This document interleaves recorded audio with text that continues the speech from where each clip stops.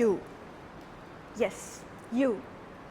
The ones who stole the front seat of the car before I even knew that cars had front seats.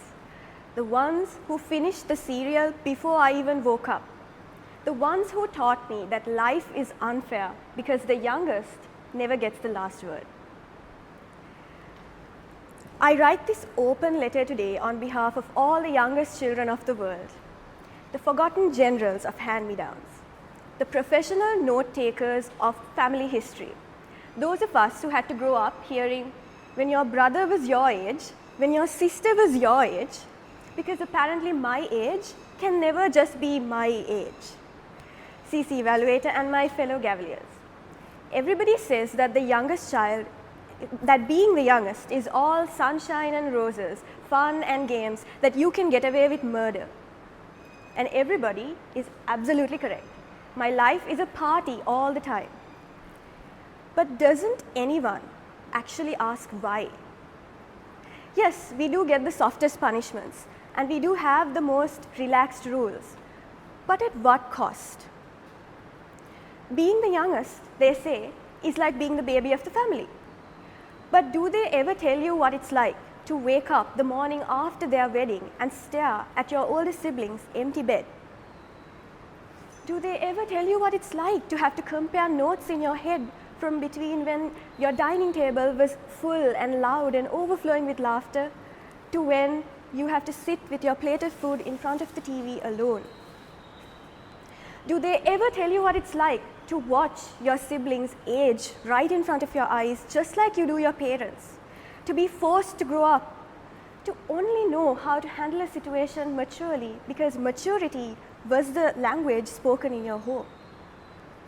Yes, I get away with murder, but that is only because my parents were maxed out from caring about my older siblings. In their own words, we survived the first three, this one can figure it out.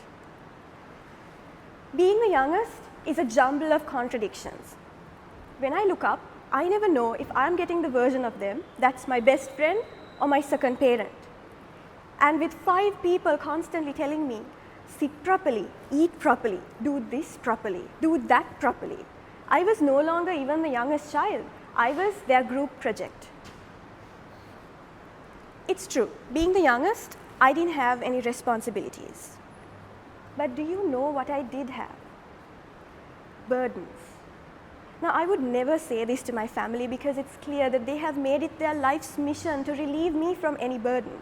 But still, I was the one who had to stay at home to keep the peace when my older siblings needed freedom. I was the one who had to follow rules that were made based on their childhoods.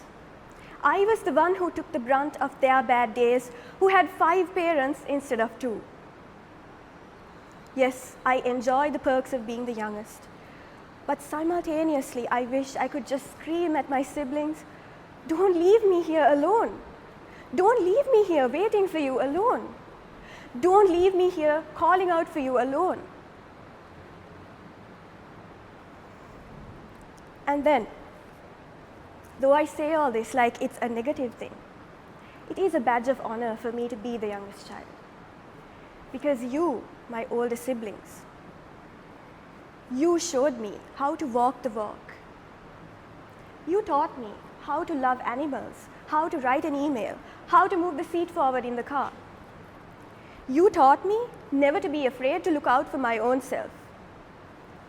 But you didn't realize that I never knew how, because you always did it for me, even when I didn't ask, especially when I didn't ask. And how did I repay you?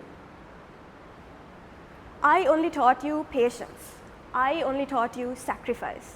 I taught you that no matter how fast or far away you run, you can never outrun this little girl who will always look up at you and what you do. But in this little girl's eyes is the promise that yes, I'll stay back here. I'll hold down the fort.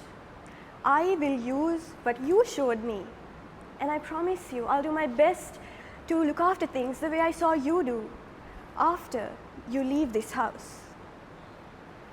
After you leave this house. After your bed becomes cold.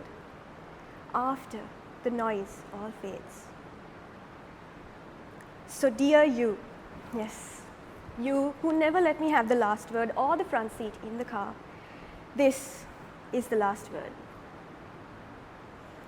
Even when our dining table gets quieter, even when your rooms get emptier, even when our house echoes a little louder, I know deep down that I'll never be alone. Because you never left me alone. You never left me waiting alone. You never left me calling out for you alone. But you did show me how to live without you. And while I love you more than I could ever put into words, I don't think I can ever forgive you for teaching me how to let you go. Back to you.